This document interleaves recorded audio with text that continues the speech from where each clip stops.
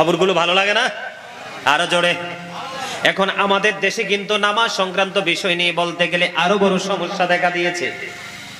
সেই সমস্যাটা হলো কি, নফল নামাজ পড়তে চায় না। আসরের সুন্নাত তো পড়েই না, দেখেননি? আসরের সুন্নাত পড়ে না, অনেক ইমাম সাহেবরাও পড়ে না। হুজরা থেকে এসে নামাজে নিয়ত করে ফেলে। ইরশাদুত তালিবিন কিতাবের মধ্যে এসেছে, জিবরাইল আলাইহিস সালাম একটানা ৩০,০০০ বছর নফল ইবাদত করলেন। আল্লাহ রাব্বুল আলামিন একটা ডাক দিয়ে বললেন, জিবরাইল, আমি আল্লাহ তোমাকে নফল ইবাদত করার জন্য অর্ডার করিনি, কিন্তু তারপরেও কেন তুমি বেশি বেশি করে নফল ইবাদত করছো? ওগো আল্লাহ, তুমি আমাকে ৬ ডানা দিয়ে সৃষ্টি করেছো, এত সম্মান এত মর্যাদা দিয়েছো, এই জন্য শুকরিয়া স্বরূপ আমি ৩০,০০০ বছর নফল ইবাদত করলাম।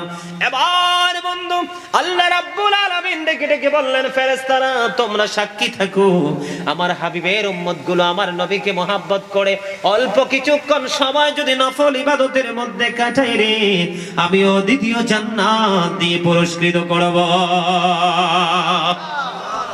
এই মি 100% নামাজিকে আল্লাহ বলবে, ইউ গো টু প্যারাডাইস, জান্নাতে চলে যাও, কারণ প্রেয়ার ইজ দ্য কি টু প্যারাডাইস।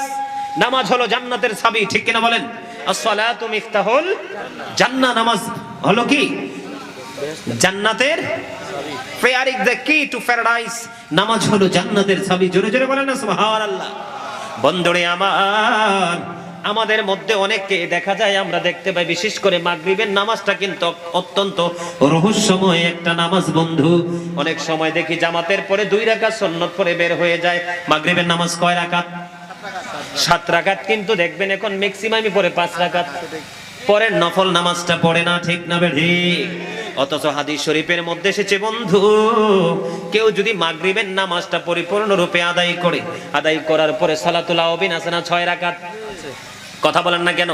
এই আওয়াবিন নামাজ বেশি আমার মা বোনেরা পড়ে। আমি এই বাগাইছড়ির আমার মা বোনেরদেরকে বলবো, আমার মা বোনেরা সবাইকে বলছি গো, হৃদয়ের জানালা খুলে তোমরা সবাই শোনো।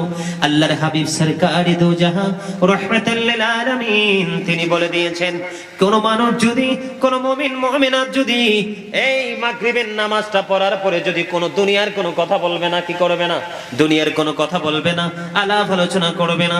মাগরিবের নামাজটা শেষ করার পরে একদম চুপচাপ ধৈর্য ধরে যদি কেউ 6 রাকাত সালাতুল আওয়াবিন নামাজ পড়তে পারে, একদিনের আওয়াবিন নামাজ পড়ার কারণে আমার নবী বলেছেন 12 বছরের নফল ইবাদতের সওয়াব তার আমলনামায় দেওয়া হবে।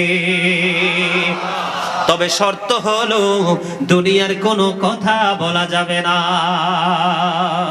চমৎকার কিনা বলেন? আরো জোরে। বন্ধু আরেকটা মজার খবর আমি দিব আপনাদেরকে। কাজা গোত্রের 2 ব্যক্তি যুদ্ধের ময়দানে গেলেন। যুদ্ধ করার পরে একজন যুদ্ধের ময়দানে শহীদ হয়ে গেলেন। ইন্না লিল্লাহি ওয়া ইন্না ইলাইহি রাজিউন। যুদ্ধে যখন শহীদ হয়ে গেল, ও বন্ধু আরেকজন 1 বছর পর্যন্ত দুনিয়ার বুকে জিন্দা ছিলেন। 1 বছর পরে ওই লোকটা ইন্তেকাল করলো। ওই লোকটা ইন্তেকাল করার পরে কাফন দাফন সব কিছু শেষ করা হলো। বন্ধুরে আমার, হযরতে তালহা বিন আব্দুল্লাহ, তাকে ওই যে 1 বছর একটা লোক জিন্দা ছিল, ওনার ইন্তেকালের পরে গভীর রজনীতে উনি স্বপ্নে দেখতে পাইলেন যে এই ব্যক্তিটা যুদ্ধের ময়দানে জীবন দিয়ে শহীদ হয়ে গেল, ওই ব্যক্তির চাইতেও আগে আগে পরিপূর্ণ নিয়ামত নিয়ে 1 বছর পরে যিনি মারা গেছেন উনি জান্নাতে চলে গেছে। এটা দেখছে কে? হযরতে তালহা বিন আব্দুল্লাহ রাদিয়াল্লাহু তাআলা আনহু। বন্ধু সকাল যখন হলো দৌড়ে চলে গেল আমার নবীর হুজরা মুবারকে। ইয়া রাসূলুল্লাহ, ইয়া হাবিবাল্লাহ, নবী নবী গো, আমি রহস্যময় স্বপ্ন দেখেছি গো, আমি এই ঘটনাগুলো নবী স্বপ্নে দেখেছি, এই রহস্য কি জানতে বড় মনে চায়। এবার আমার নবী উত্তর দিয়ে দিলেন রে তালহা বিন আব্দুল্লাহ যখন প্রশ্ন করলো, আমার নবী বলেছেন যে এই ব্যক্তিটা 1 বছর পর্যন্ত পৃথিবীর বুকে জিন্দা ছিল, সে রমজান মাস, 1 বছরে রমজানের একটা মাস পেয়েছি, পুরো 30টা রোজা রেখেছে এবং 1 বছরের মধ্যে 6000 রাকাত ফরজ নামাজ পড়েছে। রমজানে কি রেখেছে? রমজান মাসে রোজা রেখেছে, 6000 রাকাত বন্ধ ফরজ নামাজ পড়েছে, তার সমান নফল ইবাদত করেছে। এই জন্য আল্লাহ রাব্বুল আলামিন শহীদ ব্যক্তির চাইতেও দামি বানিয়ে দিয়েছেন 1 বছর পরে যিনি ইন্তেকাল করেছেন ওনাকে। জোরে জোরে সুবহানাল্লাহ। বন্ধু আপনি কাল কিয়ামতের দিন আল্লাহ নামাজের হিসাব নেবে, হাদিস শরীফের মধ্যে এসেছে।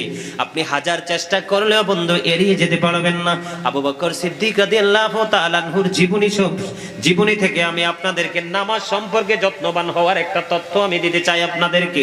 বন্ধুরে আমার, আবু বকর সিদ্দিক রাদিয়াল্লাহু তাআলা আনহু যখন ধনী ছিলেন, ইসলামে যখন কদম বাড়িয়ে দিলেন, ধীরে ধীরে তিনি ইসলামের জন্য বন্ধু সম্পদগুলো বিলিয়ে দিলেন। এবার বিলিয়ে দিতে দিতে একটা পর্যায়ে তিনি দুস্থ হয়ে গেলেন। একদিন বন্ধু মসজিদে নববীতে আযান হয়ে গেল, নামাজের সময় হয়ে গেল, কিন্তু আমার নবী আযানের পরে বন্ধু নামাজের জন্য অপেক্ষা করতেছে।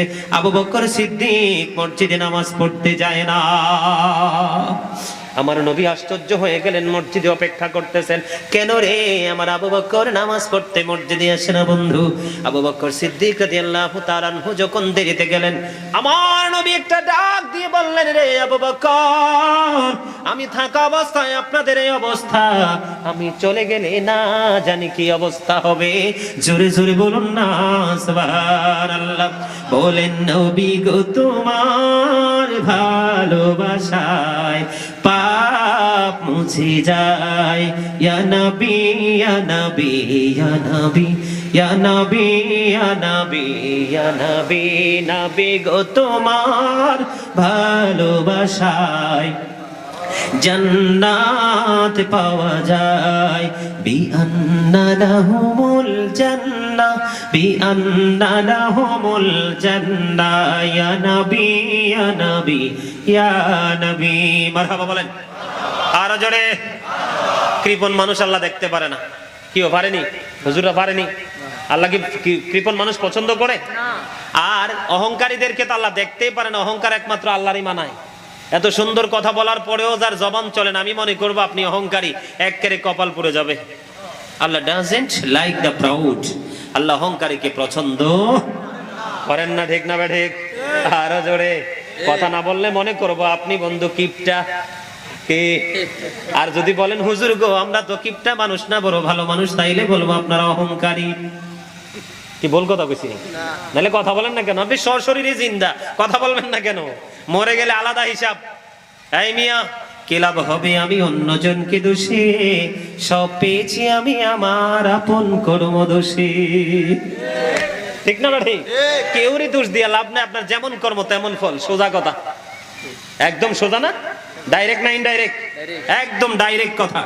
দেখেন না নামাজ কিভাবে পড়তে হয়। আর আমরা বাঙালি কত শয়তান।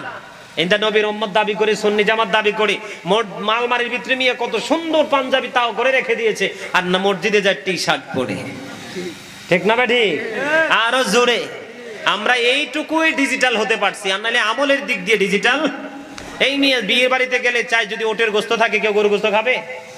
আচ্ছা ওটের গোস্ত মাইনাস করে দিলাম, খাসির গোস্ত আছে, কেউ গরু গোস্ত খাবে?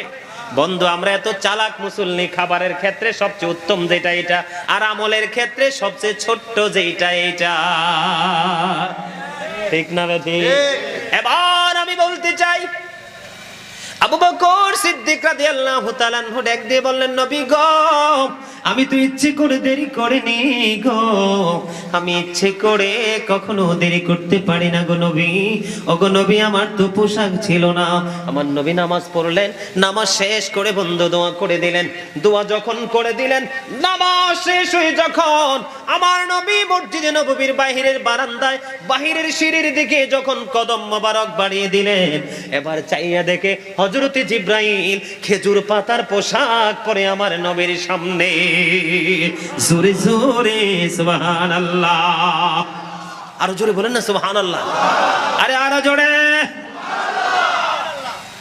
বন্ধুরে আমার, আবু বকর সিদ্দিক রাদিয়াল্লাহু তাআলা আনহু এই কথা বললেন, নবী দোয়া করে দিলেন। বের হয়ে দেখলো হযরতে জিবরাইল আলাইহিস সালাম তিনি খেজুর পাতার পোশাক পরে আমার নবীর সামনে এসে হাজির। এবার আমার নবী একটা ডাক দিয়ে বলল, রে জিবরাইল, ও ভাই জিবরাইল, তুমি তো আমার কাছে যখনই আসো গো জান্নাতি সুন্দর পোশাক লেবাস লাগাই আমার কাছে আসো, কিন্তু আজকে কেন গো খেজুর পাতার পোশাক পরেছো? ও গো নবী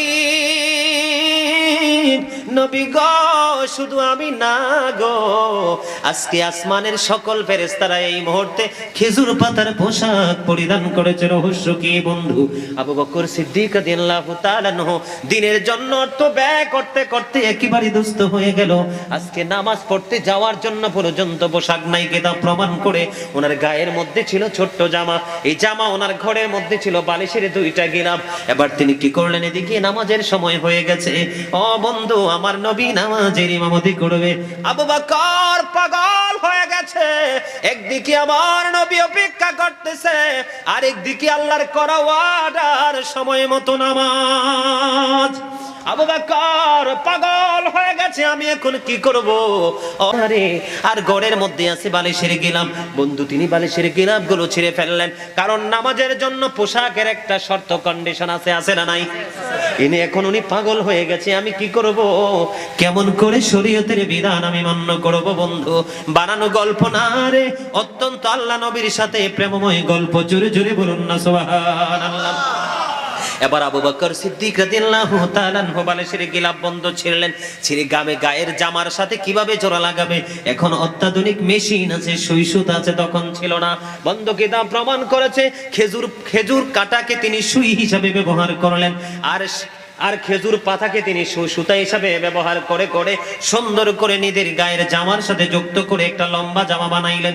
সুন্দর করে শুকাইয়া এবার মসজিদে গেলেন নামাজ পড়ার জন্য। এবার জিব্রাইল ডেকে ডেকে বলে, ইয়া রাসূলুল্লাহ, নবী গো, আপনি আবু বকরের অঙ্গের দিকে তাকিয়ে দেখেন গো, আবু বকরের শরীরে খেজুর পাতার পোশাক দেখা যায়। হাইয়া আলাস সালাহ শোনার পরে আবু বকর স্থির থাকতে পারে না। যখন আল্লাহর কুদরতি কদমে সেজদা দেওয়ার জন্য এইভাবে যেন সেই পোশাকটা তৈরি করতেছেন, নামাজ ছাড়বে না, তিনি নামাজ ছাড়বে না। আল্লাহ ডেকে ডেকে বলে, রে জিব্রাইল, এই মুহূর্তে আসমানের সকল ফেরেশতাকে আমার আবু বকরের সম্মানার্থে খেজুর পাতার পোশাক পরতে বলো। কেউ যদি আজকে আপত্তি করে রে, আমি ফেরেশতাদের দপ্তর থেকে নামাইতে বাধ্য হব। ইয়া রাসূলুল্লাহ, ইয়া হাবিবাল্লাহ, এই জন্য আমি জিব্রাইল খেজুর পাতার পোশাক পরে এসেছি। আরো জোরে জোরে বলেন না সুবহানাল্লাহ। এই জন্য বন্ধু বলতে চাই, ও বন্ধু, লম্বা জামা পরে নামাজ পড়া সুন্নাত। আপনি লম্বা জামা ঘরে রাখবেন না, শুক্রবার দিনে 5 ওয়াক্ত নামাজের জন্য কমন লম্বা পোশাক বানাবেন। কারণ একটা সুন্নাতকে জিন্দা করে যে কবরে যেতে পারবে, কাল হাসুরের দিন ফয়সালা যেদিন হবে, 100 শহীদের মর্যাদা দিয়ে তাকে জান্নাতে ঢুকানো হবে। জোরে জোরে সুবহানাল্লাহ। নামাজ পড়ার দরকার আছে না নাই? কথা বলেন না কেন? নামাজের দরকার আছে না নাই? নামাজ অবশ্যই আমাদেরকে পড়তে হবে, নামাজ ছাড়া আমাদের কোনো উপায় নেই। তবে আরেকটা হাদিস শরীফ আছে, আপনি আসরের নামাজ যেই ব্যক্তি ছেড়ে দিল, তার যেন সব আমল ধ্বংস হয়ে গেল। আসরের নামাজটা অত্যন্ত গুরুত্বপূর্ণ, এই নামাজের দিকে অত্যন্ত সজাগ সচেতন থাকবেন সবাই। আসরের নামাজ কখনোই বাদ দেওয়া যাবে? কথা বলেন, বাদ দেওয়া যাবে? আমরা 5 ওয়াক্ত নামাজ পড়বো, জুমার দিনে নামাজ পড়বো, ঈদের নামাজ পড়বো, রমজান মাসে রোজা রাখবো, তারাবি পড়বো, যত নামাজ আছে আলেমদের সাথে যোগাযোগ করে আমরা সুন্দর করে নামাজটা পড়ার চেষ্টা করব। সম্মানিত উপস্থিতি, সন্তানের দায়িত্ব বাবা মা আপনারা যারা ভালো করে পালন করবেন। নবী বলেছেন, সন্তান যখন পৃথিবীতে আসে, হাসান রাদিয়াল্লাহু তাআলা আনহু আসার পরে পৃথিবীতে মা ফাতেমার ওদর থেকে আমার নবী হাসান রাদিয়াল্লাহু তাআলা আনহুর কানে আযান দিয়েছেন। সুবহানাল্লাহ বলেন। মায়ের দায়িত্ব হলো আযান দেওয়ার পরে বাচ্চাকে 2 বছর দুধ পান করানো। কত বছর? 7 দিনের মাথায় বাচ্চার মাথার চুল ফেলে দিবে, বাচ্চার নাম রাখবে। পুরুষ হলে, ছেলে হলে 1 বছরের 2টা ছাগল দিয়ে আকিকা দিবে, আর মেয়ে হলে 1 বছরের 1টা ছাগল দিয়ে মেয়ে কন্যা সন্তানের আকিকা দিবে। যখন সন্তান 7 বছরে পা রাখবে, তাকে নামাজের জন্য তাগিদ দিবে। 10 বছরে যখন পা রাখবে, তখন তাকে নামাজ না পড়লে ধরে মার দিতে হবে, এবং মা বাবার কাছ থেকে তার বিছানাটা আলাদা করে দিতে হবে। সম্মানিত উপস্থিতি, এই দায়িত্ব পালন করলে আপনার যুব সমাজ, এই সমাজ, তরুণ প্রজন্ম হেদায়েতের পথে চলে আসবে। বাবা মা যেটা করতে পারে, পৃথিবীর কারো সেই ক্ষমতা নাই সেটা করার। ঠিক কিনা বলেন? আর জোরে বলেন, ঠিক কিনা? সম্মানিত উপস্থিতি, আল্লাহ রাসূল বলে, আল্লাহর হাবিব বলেছেন, আদিবু আওলাদাকুম আলা 3 খিসালিন হুব্বি নবিকুম ওয়া হুব্বি আহলি বাইতিহি ওয়া আলা কিরাতিল কুরআন। আল্লাহর হাবিব বলেছেন তোমরা তোমাদের সন্তানদেরকে তিনটা বিষয় শিক্ষা দাও। কয়টা বিষয়? একটা হলো হুব্বি নবিকুম, teach the love of the profit.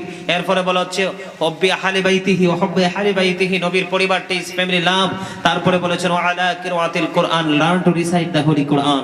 তোমরা তোমাদের সন্তানদেরকে তিনটা বিষয় শিক্ষা দাও। একটা হলো নবীর মহব্বত, কারণ সেটা ঈমান। আর একটা হলো নবীর পরিবারের মহব্বত। আমি নামাজের সাথে কেন যুক্ত করলাম? নামাজ যেমনি ফরজ তাদেরকে ভালোবাসাও তেমনি ফরজ। সম্মানিত উপস্থিতি, নবীর পরিবারের মধ্যে সর্বপ্রথম ধরনের মা ফাতেমা। আল্লাহ রাসূল বলেছেন ক্বালা রাসূলুল্লাহি সাল্লাল্লাহু আলাইহি ওয়াসাল্লাম ফাতিমাতু সাইয়্যিদাতু নিসাই আহলিল জান্নাহ। Mother Fatima is the leader of females in জান্নাহ। মা খাতুনে জান্নাত ফাতেমা সকল মুমিনাদের জান্নাতে সরদারিনী হবে। জোরে জোরে সুবহানাল্লাহ। এবার যদি মা ফাতেমার স্বামী কি হযরতে আলী, রাসূল কি বলেছেন? I am a city of education, the gate of that city is Ali. রাসূল বলেছেন আমি হলাম শিক্ষার শহর, সেই শহরের দরজা হলো আমার আলী। জোরে জোরে বলেন ঠিক না বেঠিক? আনা মদিনাতুল ইলমি ওয়া আলীউন বাবুহা। রাসূল বলেছেন ক্বালা রাসূলুল্লাহি সাল্লাল্লাহু আলাইহি সাল্লাম আল হাসান ওয়াল হুসাইন সাইয়্যিদু শাবাবি আহলিল জান্নাহ। Imam Hasan and Husain are the leader of younger people in Jannah. এখানে বন্ধু তোমরা যারা যুবক, ওই যুবক সকল ঈমানদার যুবকদের নেতা হবে, লিডার হবে জান্নাতে ইমাম হাসান হুসাইন, দুই ভাই। নবীকে ভালোবাসা যেমনি ফরজ, নবীর পরিবারকেও ভালোবাসা তেমনি ফরজ। তারা যেইভাবে আমাদেরকে ট্রেনিং দিয়েছে আমরা সেইভাবে বন্ধু নামাজ পড়ব। বলে হুজুর এখানে আসলেন কেন? এই যে 61 হিজরিতে কারবালা হলো, কারবালার ময়দানে সীমার যখন ইমাম হুসাইনের বুকের উপর চড়লো, এবার ইমাম হুসাইন একটা ডাক দিয়ে বলল, রে সীমার তোর বুকের জামা খোল, আমি তোর বুকটা একটুখানি দেখব। এবার সীমার বুকের জামা খুললো, সীমারের বুকের দিকে নজর দিয়ে নবী ইমাম হুসাইন দেখতে পাইল বন্ধু তার বুকের মধ্যে শ্বেত চিহ্ন দেখা যায়। এবার প্রশ্ন করলো আমার নবী পৃথিবী থেকে যাওয়ার আগে আমাকে মেসেজটুকু দিয়ে গেছে, আমার কলিজার টুকরা আমার বাগান গিয়ে কিছু শ্বেত চিহ্নের কুকুর হরণ করে নিবে। রে সীমার তোর বুকের মাঝে আমি সেই শ্বেত চিহ্ন দেখতে পাইছি রে, তুই সেই বদকিসমত। এত ভয়ঙ্কর পরিস্থিতি যে এক মুহূর্তের মধ্যে উনি শহীদ হয়ে যাবে, জীবন চলে যাবে, তারপরেও বন্ধু নামাজ ছাড়ে নাই। নামাজ কি পড়ে না ইমাম হুসাইন? তা আপনারা সুবহানাল্লাহ তো আসতে বললেন কেন? আরো জোরে বলেন না সুবহানাল্লাহ। নামাজ কি ছাড়বেন নাকি নামাজ পড়বেন? শুধু পড়লে হবে না, উত্তম রূপে নামাজ পড়তে হবে, ঠিক না ঠিক? আমরা পড়বো তো। আল্লাহ যেন আমাদের সবাইকে নামাজ হিসাবে কবুল করেন, সকলে বলেন আমিন। আরো জোরে বলেন আমিন। সম্মানিত উপস্থিতি, আমার ভাই জানতে চেয়েছেন আল্লাহর ওলিদের সম্পর্কে একটু আলোচনা করতে। আপনারা কি আল্লাহর ওলিদের কথা শুনতে ভালো লাগে না খারাপ লাগে? সবার কাছে ভালো লাগে। আমি শুরুতেই ধরেছিলাম এইভাবে, আল্লাহ বলেছেন ফাদখুলি ফি ইবাদি ওয়াদখুলি জান্নাতি। আল্লাহ রাব্বুল আলামিন বলে দিয়েছেন join with my dear people, come to my paradise. আমার প্রিয় লোকেদের সাথে যুক্ত হও আর আমার জান্নাতে চলে আসো। আল্লাহ বলেছেন ইয়া আইয়ুহাল্লাযীনা আমানু, হে ঈমানদারগণ, আতিউল্লাহ, তোমরা আল্লাহর অনুগত করো, আতিউর রাসূলের অনুগত করো, ওয়া উলিল আমরি মিনকুম, তোমাদের মধ্যকার উলিল আমরদের অনুগত করো। তার মানে হক্কানি আল্লাহর ওলিদের অনুসরণ করো। এটা কে বলছে? আল্লাহ। আরো জোরে বলেন নাকি? আল্লাহ বলেছেন অকুনু মা'আস সাদিকিন। আল্লাহ রাব্বুল আলামিন, এটা আমি আরো একবার বলেছি, শুরুতেই বলেছি। আল্লাহ বলেছেন ওয়াবতাগু ইলাইহিল ওসিলা ওয়া কুনু মা'আস সাদিকিন। আল্লাহকে পাওয়ার জন্য ওসিলা তালাশ করতে বলেছেন, আর সেই ওসিলাটা হলো ওয়া কুনু মা'আস সাদিকিন, সত্যবাদী লোক। জোরে জোরে সুবহানাল্লাহ। আর এই সত্যবাদীর ব্যাখ্যা এসেছে হক্কানি ওলি এবং আলেমরা। জোরে জোরে সুবহানাল্লাহ। আপনারা সবাই শুনেছেন আলা ইন্না আউলিয়া আল্লাহি লা খাউফুন আলাইহিম ওয়া লা হুম ইয়াহজানুন। সকল সুন্নি জামাতের সকল মানুষের এগুলা মুখস্থ, ঠিক না? এরা বল না কেন আল্লাহর ওলিদের কোনো ভয় নেই, তারা দুঃখিত হবে না, তারা চিন্তিত হবে না, ঠিক কিনা বলেন? আল্লাহর ওলিদের কোনো ভয় আছে? Behold, verily the friends of Allah have nothing to fear or to regret. তারা পরকালেও চ্যাম্পিয়ন, পরকালেও নিরাপদ। আল্লাহ বলেছেন শুধু নিরাপদ না, ইনদা রাব্বিহিম ইউরযাকুন, তাদের জন্য জান্নাতি খাবার বরাদ্দ। সুবহানাল্লাহ। আল্লাহ জোরে বলেন না সুবহানাল্লাহ। নাহনু আউলিয়াউকুম ফিল হায়াতিদ দুনিয়া ওয়া ফিল আখিরাহ, আমরাই তোমাদের বন্ধু দুনিয়ার জীবনে পরকালের জীবনে, ঠিক কিনা বলেন? আর জোরে। এটা কে বলছে? আল্লাহ বলছেন, আমি বলছি? আল্লাহ রাব্বুল আলামিন বলেছে। তাহলে আপনার আমার কোনো চিন্তার দরকার আছে নি? হ্যাঁ, আল্লাহ রাব্বুল আলামিন বলেছেন যারা আল্লাহর ওলির হাতে হাত রাখলো তারা যেন আমি আল্লাহর হাতে হাত রাখলো। ওই হক্কানি ওলিদের হাতের উপর আমি আল্লাহর কুদরতি হাত। আল্লাহ রাব্বুল আলামিন বলেছেন, আমি না। সম্মানিত উপস্থিতি, বাংলাদেশে আমাদের হক্কানি ওলিদেরই কিন্তু অবদান, নাইলে কিন্তু আমরা ইসলাম পেতাম না। এই দেশে কি নবী আসছে? কোন রাসূল এসেছেন? কোন নবী রাসূল এই দুনিয়াতে বাংলাদেশে আসেনি। আমাদের দেশে ইসলাম এনেছেন কে? 360 আউলিয়ার মধ্যে এখন আমরা যাকে এক নামে চিনি, শাহজালাল মুজাদ্দিদ ইয়ামানি। ঠিক কিনা বলেন? আরো জোরে বলেন, ঠিক না ঠিক?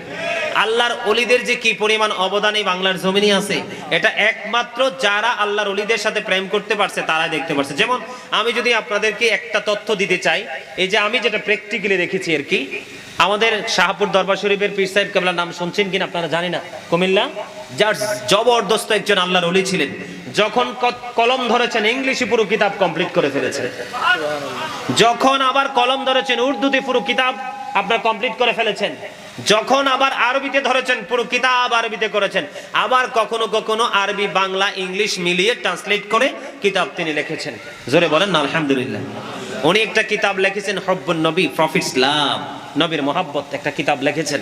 অনেক কিতাব উনি লিখেছেন। ওনার কিতাব কিন্তু বড় না, ছোট্ট ছোট্ট কিতাব, একদম ছোট ছোট, কয়েক পৃষ্ঠা কয়েক পাতার কিতাব, মানে কারো কাছে যেন বোঝা মনে না হয় পড়তে গেলে, এরকম সংক্ষিপ্ত আকারে তিনি তথ্যগুলো দিয়েছেন। সম্মানিত উপস্থিতি, এদিকে তাকান। আল্লাহর ওলিদের অবদানের কথা যদি আমি বলি, তাহলে ওনাদের খেজমত কিন্তু চতুর্দিকে, মাঠে আছে, লেখনির মাধ্যমে আছে, বক্তব্যের মাধ্যমে আছে, যেই কোনো ভাবেই কিন্তু তারা ইসলামটাকে জিন্দা রাখার জন্য সর্বাত্মক চেষ্টা করে যাচ্ছে। ঠিক না ঠিক? 1980 সনে আপনার এই ডক্টর আহমদ পেয়ারা বাগদাদি আমেরিকার বোস্টন মসজিদে একটা বাহাসের জন্য তিনি গিয়েছিলেন। কত সনে? 1980 সনে। সেখানে বাহাস হয়েছিল। 150 জন গির্জার সুপারিনটেন্ডেন্ট ছিলেন একদিকে। কয় দিকে? একদিকে 150টা গির্জার সুপারিনটেন্ডেন্ট ছিলেন একদিকে, আর আরেক দিকে আরেকটা বাহাস ছিল। আমাদের দেশে তাবলিগ আছে না, অনেকে তাবলিগ করে যে, আসেনি? আপনারা অনেকে আমার কথা শুনে রাগ করতে পারেন, কিন্তু রাগ করবেন না, কথাটাকে বুঝে নেবেন। আপনার উনি যখন ওখানে গেলেন, যাওয়ার পরে আল্লাহর ওলিদের যে পাওয়ার, তারা যে আধ্যাত্মিক বলে বলিয়ান, সেটার একটা অন্যরকম প্রমাণ আমি দিচ্ছি। এই জন্য বলছি, আল্লাহর ওলিদেরকে নিয়ে যারা এই জীবনে, বাংলাদেশে আমি যেটা দেখছি, যারা আল্লাহর ওলিদের দিকে নেগেটিভ আঙ্গুলটা উঠিয়েছে, তারা কিন্তু কেউ ভালোভাবে পৃথিবী থেকে বিদায় নিতে পারে। আপনারা কি দেখছেন? কেউ দেখছেন? আল্লাহর ওলিদেরকে ভালোবেসে মানুষ উচ্চ মর্যাদার অধিকারী হয়েছে এমন প্রমাণ অনেক আছে, কিন্তু আল্লাহর ওলিদেরকে কষ্ট দিয়ে কিন্তু সম্মানী হয়েছে এমন দলিল কিন্তু আপনি দেখাতে পারবেন? সম্মানিত উপস্থিতি, 1980 সনে যখন গেলেন, 150টা গির্জার সুপারিনটেন্ডেন্ট একদিকে, ডক্টর আহমদ পেয়ারা বাগদাদি একদিকে। তখন তো ওখানে তো বাংলা ভাষার কোনো কি নাই, সুযোগ নাই। ওখানে সবাই, তাদের ভাষা হচ্ছে ইংলিশ ভাষা। তাদের বাহাস শুরু হলো। তারা বলেছেন তাদের একটা ধর্মগ্রন্থ আছে, সেটার নাম ইংলিশে বলা হয় দ্য ওল্ড ও নিউ টেস্টামেন্ট, এটাকে বাংলাতে বলা হয় বাইবেল। এই বাইবেলে না, ফর গড ইজ লাভ, আল্লাহই প্রেম, ওনারাই বক্তব্য দিয়েছেন। কিন্তু ডক্টর আহমদ পেয়ারা বাগদাদি 1980 সনে আমেরিকার বোস্টন মসজিদে তিনিও প্রেজেন্ট ছিলেন। উনি বলেছেন, no say if you do love Allah, যদি তোমরা আল্লাহকে ভালোবেসে থাকো, ফলো মি মুহাম্মদ সাল্লাল্লাহু আলাইহি ওয়াসাল্লাম, মুহাম্মদ সাল্লাল্লাহু আলাইহি সাল্লামের অনুগত হয়ে যাও। আল্লাহ উইল লাভ ইউ, আল্লাহ তোমাদেরকে ভালোবাসবে, এন্ড ফরগিভ ইউর সিনস, আল্লাহ তোমাদেরকে ক্ষমা করে দিবে। বলে হুজুর, এটা কি তিনি ইংলিশে বলেছেন? না, এটা আল্লাহ রাব্বুল আলামিন কোরআনে বলেছেন, কুল ইন কুনতুম তুহিব্বুনাল্লাহ ফাত্তাবিউ ইউহিব্বুকুমুল্লাহু ওয়া ইয়াগফির লাকুম যুনুবাকুম ওয়াল্লাহু গফুরুর রহিম। মানুষে মনে করবে এখানে কোনো উপস্থিতি নাই। আল্লাহু আকবারটা তো স্লো হইছে, জোরে বলেন একটু আল্লাহু আকবার। এতক্ষণে মনে হয়েছে একটু এনার্জি আছে কি?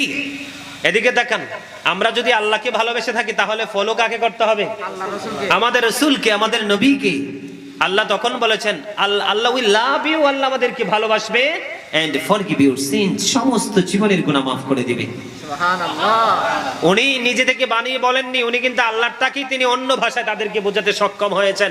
তিনি আরো বলেছেন, there is no god but Allah, সে আল্লাহ ব্যতীত কোনো উপাস্য নেই, কোনো ইলাহ নেই। মুহাম্মদ রাসূলুল্লাহ সাল্লাল্লাহু আলাইহি ওয়াসাল্লাম ইজ দ্য মেসেঞ্জার অফ আল্লাহ। এখানে আমি আপনাদেরকে আরেকটা মেসেজ দিতে চাই। এই যে বাংলার জমিনে আল্লাহর ওলিরা কিভাবে সবাই সবার মতো করে দিনের খেদমত করে যাচ্ছে, দিনটাকে চাঙ্গা করার চেষ্টা করতেছে। আপনি দেখবেন এক একটা ডাক্তারের কাছে গেলে কিন্তু এক একটা প্রেসক্রিপশন দেয়। ঠিক, সব ডাক্তারের প্রেসক্রিপশন কিন্তু একরকম ঠিক তেমনি সব আলেমদের সব ওলিদের কথাও কিন্তু একরকম নয়। তিনি বলেছেন there is no god but Allah, লা ইলাহা ইল্লাল্লাহ। আল্লাহ হলেন স্রষ্টা, মুহাম্মদ রাসূলুল্লাহ সাল্লাল্লাহু আলাইহি সাল্লাম ইজ দ্য মেসেঞ্জার অফ আল্লাহ। রাসূল হলেন সৃষ্টি, একটা হলো তাওহীদ, একটা হলো রিসালাত। তিনি আরো বলে দিয়েছেন যে হি হু অবিস দ্য অ্যাবসলিউট অবিস আল্লাহ মান ইউতি'র রাসূলা ফাকাদ আতা আল্লাহ। যেই ব্যক্তি রাসূলের নির্দেশ মানলো সে যেন আল্লাহর নির্দেশ মানলো। জোরে জোরে বলেন না সুবহানাল্লাহ। সম্মানিত উপস্থিতি, সর্বশেষে 1980 সনে এত ভয়ঙ্কর এক পরিস্থিতির মধ্যে 150 জন গির্জার সুপারিনটেন্ডেন্ট ছিলেন একদিকে, ডক্টর আহমদ পেয়ারা বাগদাদি ছিলেন একদিকে। সর্বশেষে তিনি বিজয়ের ঝান্ডা হাতে নিয়ে বাংলার জমিনে ফিরে এসেছে। জোরে জোরে বলেন সুবহানাল্লাহ। আল্লাহর ওলিরা সেইভাবে তারা দ্বীনকে চাঙ্গা রাখার জন্য করার জন্য বিভিন্ন টেকটিকে তারা কাজ করতেছে, ঠিক না ঠিক? আরো জোরে বলেন। ওখানে আরেকজন ব্যক্তি উপস্থিত ছিলেন যার নাম ছিল ওয়ারিদ্দিন মুহাম্মদ, যিনি 10 লক্ষ খ্রিস্টানকে তিনি মুসলমান বানিয়েছেন। উনি ওনার সাথে তর্ক বাহাস করতে এসেছেন। ওনাকে প্রশ্ন করা হয়েছিল তাবলীগ এবং তালিমের মধ্যে পার্থক্যটা কি। তখন ডক্টর আহমদ পেয়ারা বাগদাদি তিনি ওনার ভাষায় বলে দিয়েছিলেন তাবলীগ হচ্ছে বিধর্মীদের জন্য, তালিম হচ্ছে ইমানদারদের জন্য। বলে হুজুর এটার পার্থক্যটা কি বুঝি নাই। এখন যে আমাদের দেশে অনেক লোক দেখবেন বড় বড় ঘাটুরি হাতে নিয়ে মসজিদের মধ্যে ঘুমায়। আপনারা এখানে সবাই পুরুষ, যারা মধ্য বয়সে এসেছেন, যৌবনকালে পাড়া দিয়েছেন, আপনারা বলেন তো ছেলেরা পুরুষরা ঘুমাইলে কি শরীর নাপাক হয় না? কথা বলেন না কেন? হওয়ার পরে কি ইবাদত ফরজ না গোসল ফরজ? যেই মসজিদকে বলা হয়েছে বাইতুল্লাহ, যেখানে বলা হয়েছে, বন্ধুরা আমার একটা হাদিস শরীফ আপনাদেরকে শোনাতে হয়। আল্লাহ রাসূল বলেছেন তোমরা যখন শুনবে কোন মানুষ মসজিদে কোনো হারানো জিনিস পাওয়ার জন্য তারা এলান করে দিচ্ছে, তখন তোমরা উপস্থিত যারা থাকবা সবাই বলবা আল্লাহ সে যেন তার হারানো জিনিসটা খুঁজে না পায়। বলে হুজুর কেন? কারণ মসজিদ হয়েছে নামাজের জন্য, মসজিদ হয়েছে জামাতের জন্য, মসজিদ হয়েছে আল্লাহর জিকিরের জন্য, হারানো জিনিসের তালাশ করার জন্য মসজিদ নয়। এই জন্য নবী বলেছেন মসজিদে কোনো বিকল্প হারানো জিনিসের তথ্য যখন মানুষ দিতে আসবে তখন তোমরা যে দোয়া করবে সে যেন তার জিনিস না পায়। হাদিস শরীফের মধ্যে এসেছে আল্লাহ রাব্বুল আলামিন আল্লাহর হাবিব বলেছেন একদিন এক ব্যক্তি মসজিদে প্রবেশ করলেন। আমার নবী মসজিদে উপস্থিত ছিলেন। তিনি এসে প্রশ্ন করলেন তোমরা কেউ কি দেখেছো আমার লাল ওটটা কেউ নিতে? তখন আমার নবী রাগান্বিত হয়ে বললেন তোমার ওট যেন তুমি খুঁজে না পাও। বলে হুজুর কেন গো? নবী বলেছে তোমার ওটের তালাশের জন্য মসজিদ তৈরি হয়নি, এটা হলো পৃথিবীর শ্রেষ্ঠ বাইতুল্লাহ মসজিদ, যেখানে মানুষ সারাদিন অপরাধ করবে, মসজিদে গিয়ে সাজদা দিবে, আল্লাহ কবুল করবে। এখানে তোমার লাল ওটের তালাশের জন্য নয়, আল্লাহর গোলামির জন্য, নামাজের জন্য, জিকিরের জন্য মসজিদ বানানো হয়েছে। বন্ধু যেই জায়গায় মসজিদে দুনিয়ার কথা বলা হারাম, এই জায়গায় মসজিদে ঘুমানোর কোনো প্রশ্নই আসে না। ঠিকটা বলতে পারলেন না? আপনাদের কাছে কি মনে হয় আমরা কি মুসলমান না? মসজিদে ঘুমাইয়া ইবাদত করা লাগে, মসজিদে শুয়ে ইবাদত করা লাগে। আর মসজিদে শোয়ার তো কিছু কন্ডিশন আছে। মসজিদে শুইতে হলে আপনার শর্ত আছে, রোজা রাখতে হবে। কি রাখতে হবে? ইতিকাফ করতে হবে। মসজিদে শুইতে হলে আরেকটা আছে কি, আমি নিয়ত করেছি, কি করেছি, আল্লাহ আমার এই স্বপ্ন যদি পূরণ হয় আমি 10 দিন ইতিকাফ করব, তখন আপনি সেই সূত্রে মসজিদে ঘুমাতে পারবেন ইতিকাফের উদ্দেশ্যে। আবার ধরেন আমি আজকে অনেক দূর থেকে এসেছি, বাংলাদেশের এক প্রান্ত থেকে আরেক প্রান্তে চলে এসেছি। আজকে কথার কথা এক্সাম্পল, আমার অবস্থান করার কোনো জায়গা নাই, আমি ইন কেস আজকে আমি বিপদে পড়ে মসজিদটাকে ইউজ করতে পারবো, তবে অত্যন্ত সচেতনতার সাথে। কথা বলেন না কেন? ঠিকটা বলতে পারেন না? আমারটা ভালো না লাগলে আপনি ফরে ফেলে দিন, কিন্তু বুঝতে তো অসুবিধা নাই, শুনতে তো আপত্তি নাই। সম্মানিত উপস্থিতি, তাবলীগ ওই যে 1980 সনের ঘটনা, তিনি বলেছেন তাবলীগ হচ্ছে বিধর্মীদের জন্য আর তালিম হচ্ছে ইমানদারদের জন্য। জোরে বলেন আল্লাহু আকবার। তাবলীগ কোনটাকে বলে? ধরেন আমরা আমাদের এই মসজিদ থেকে বের হলাম, কোথায়? বাগাইহাট কেন্দ্রীয় জামে মসজিদ থেকে বের হলাম। আপনাদের এদিকে কি উপজাতিরা আছে না? আছে না? আমি তো আসার সময় অনেক দেখেছি তাদেরকে। এখন আপনারা যদি এখান থেকে বের হয়ে যদি তাদের ঘরে যান অথবা বৌদ্ধদের যান, মন্দিরে যান, তারপরে আপনার কি জানি বলে এই হিন্দুদের মন্দিরে যান, যাইয়া যদি তাদেরকে আপনি ইসলাম সম্পর্কে, দ্বীন সম্পর্কে বুঝান, সেটা হবে তাবলীগ। সেটা হবে কি? সেটা হবে তাবলীগ। আর এই যে আমি আসছি কুমিল্লা থেকে বাগাইহাটে এসে আপনাদের কি দ্বীন সম্পর্কে বলতেছি, এটা হলো তালিম। কারণ একটা মুমিন আরেকটা মুমিনকে দিন সম্পর্কে ইনস্ট্রাকশন দিবে, সেটা হলো তালিম। আর একজন মুমিন যখন আরেকজন বিধর্মীর কাছে যায় ইসলাম সম্পর্কে বুঝাবে, তখন সেটা হবে তাবলীগ। ঠিক, কথা কি বুঝতেছেন? কিন্তু তাবলীগ করতে কি এর মানে এই নয় যে বাংলাদেশে কি আলেমের অভাব আছে? আরে ভাই কথা বলেন না, বাংলাদেশে কি আলেমের অভাব আছে? আপনি বউর হক আদায় করতে হবে, ছেলের হক আদায় করতে হবে, মেয়ের হক আদায় করতে হবে, সমাজের হক আদায় করতে হবে, তারপরে আপনি নামাজে হবেন। বউ বাচ্চা সবাইকে ছেড়ে ইয়াং ছেলেদেরকে ভুলভাল বুঝিয়ে মসজিদে শুইয়ে দিলেন, পাপের বাগী ছেলেরাও হয়েছে বন্ধু। এই জন্য বলবো এই ভুল পথে আপনারা হাঁটবেন না। ইসলাম কিন্তু এতটা কঠিন না, ইসলাম একেবারে সুন্দর এবং সহজ। এই মিয়া, আপনি বাড়িঘর ছেড়ে বউ বাচ্চা ছেড়ে আপনি বড় গাঠুরে নিয়ে রাস্তা রাস্তা হাঁটবেন, এটা কখনো ইসলামের যুক্তিতে এটা কখনো গ্রহণযোগ্য হতে পারে না। এদিকে তাকান, কোন বাবা যদি সন্তানের রিজিকের জন্য, বউ রিজিকের জন্য, বাবা মা রিজিকের জন্য দিন থেকে রাত পর্যন্ত পরিশ্রম করে, হাদিস শরীফের মধ্যে এসেছে আল্লাহ রাসূল বলেছেন প্রত্যেকটা পরিশ্রমের বিনিময়ে তার আমলনামায় সদকার সওয়াব দেওয়া হবে। কি দেওয়া হবে? সৎকার দেওয়া হবে। তাহলে আপনি কেন বউ বাচ্চা ছেড়ে, এত আপন মায়ার বাঁধন ছেড়ে আপনি বাড়িতে নির্বাসন দিচ্ছেন, মসজিদে ঘুমাচ্ছেন? সম্মানিত উপস্থিতি, আপনারা করবেন না করবেন সেটা আপনাদের ব্যাপার, কিন্তু এটা কখনোই গ্রহণযোগ্য নয়। এখনো বাংলাদেশে আলেমের অভাব নাই, এখন অসংখ্য আলেম আছে, অনলাইন মিডিয়াগুলো আছে, মানুষ ঘরে বসে বসে তথ্য নিতে পারে। কথা কি বুঝতেছেন? তো ওখানে তাবলীগ এবং তালিমের পার্থক্য করতে ওনার বক্তব্য কিন্তু ওয়ারিদ্দিন মুহাম্মদ কি করেছেন? তিনি ওনার বক্তব্যকে গ্রহণ করেছেন। সম্মানিত উপস্থিতি, ঠিক তেমনি ভাবে বাংলার জমিনেও অসংখ্য পথভ্রষ্ট মানুষ আল্লাহর ওলির নুরানি নজরে পড়ার কারণে ভালো হয়ে গেছে, আছে না নাই? তাদের লেখনের মাধ্যমে ঘরে ঘরে কিতাব পৌঁছে দিয়েছে, কিতাব পড়ে পড়ে ইমানকে মজবুত করে ফেলেছে, নামাজ সম্পর্কে তথ্য দিয়েছে, নামাজ সম্পর্কে অ্যাক্টিভ হয়ে গেছে, হজ সম্পর্কে তথ্য দিয়েছে, সে অ্যাক্টিভ হয়ে গেছে।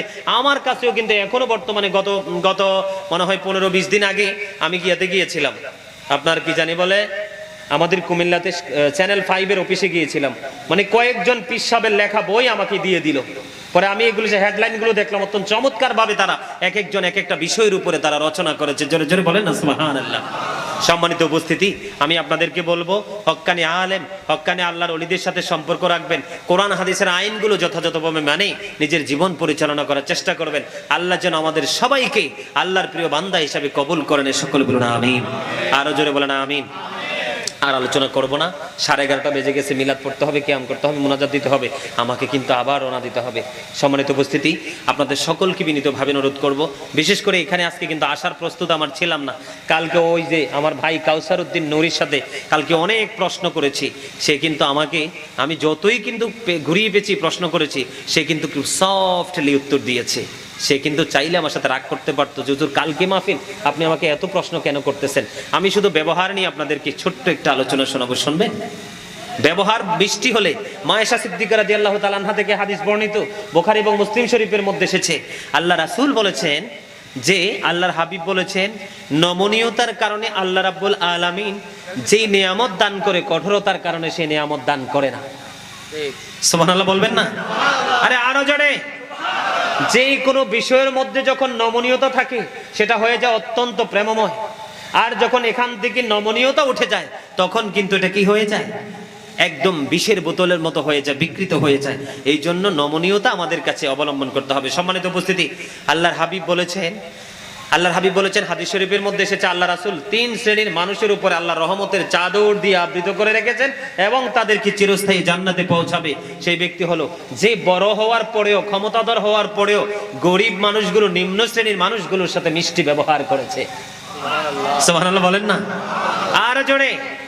পিতা মাতার সাথে ভালো আচরণ করেছে এবং তার অধীনে যে মানুষগুলো আছে, তার আওতায় যে মানুষগুলো আছে, সেই মানুষগুলোর সাথে উত্তম ব্যবহার করেছে। সত্যি বলছি, আজকের মাহফিল সাক্ষী আমি মুসাফির অবস্থায়, কালকে যদি আমার এই ভাই যদি একটু যদি ভাষাটা ব্যতিক্রম করতো, আজকে কিন্তু আমি মাহফিলে আসতাম না। যে হাদিয়াটা আগে পাঠাইছেন সেটা কিন্তু রাত্রে আমি রিটার্ন করে দিতাম। এই জন্য বলছি, আলেমদেরকে দাওয়াত দেওয়ার সময় সতর্কভাবে কথা বলবেন, অত্যন্ত সতর্কতা অবলম্বন করবেন। রাজি আছেন? কথা বলেন না কেন? কারণ আমার জীবনের প্রথম এই জায়গাটাকে আইডেন্টিফাই করার মতো কিন্তু সেই রকমের স্কোপও আমার কাছে নাই। কি বলছি বুঝতে পারছেন? তা আমি মনে মনে সিদ্ধান্ত করছি যে তার আচরণ, তার ব্যবহার আমি অত্যন্ত মুগ্ধ হয়েছি। এই জন্য আমি নিয়ত করছি যে সবার শেষে একটু হলেও আমি ভালো আচরণ নিয়ে কথা বলবো। সম্মানিত উপস্থিতি, আচরণটা এতটাই চমৎকার হওয়া চাই। হযরতে আবু হুরায়রা রাদিয়াল্লাহু তাআলা আনহু থেকে হাদিস বর্ণিত, আল্লাহর হাবিবের কাছে এক জনৈক ব্যক্তি এসে প্রশ্ন করলেন, ইয়া রাসূলুল্লাহ, ওই মহিলাটা এত বেশি ইবাদত বন্দেগী করে, দান সদকা করে, কিন্তু তার আচরণে মানুষ কষ্ট পায়। নবী বলেছেন সে জাহান্নামী। নাউজুবিল্লাহ, জোরে বলেন না নাউজুবিল্লাহ। শুধু মুখের কারণে, কিসের কারণে? এই মেয়ে মাঝখানে হাদিস শরীফটার মাঝখানে আরেকটু বলে দেই, হযরত শাহুল ইবনে সাদ রাদিয়াল্লাহু তাআলা আনহু থেকে হাদিস বর্ণিত, আল্লাহর হাবিব সরকারে মদিনা বলেছেন, তোমরা যদি আমাকে দুইটা জিনিসের গ্যারান্টি দিতে পারো, আমি তোমাদের জান্নাতের গ্যারান্টি দিয়ে দিব। জোরে জোরে সুবহানাল্লাহ। একটা হলো তোমার মন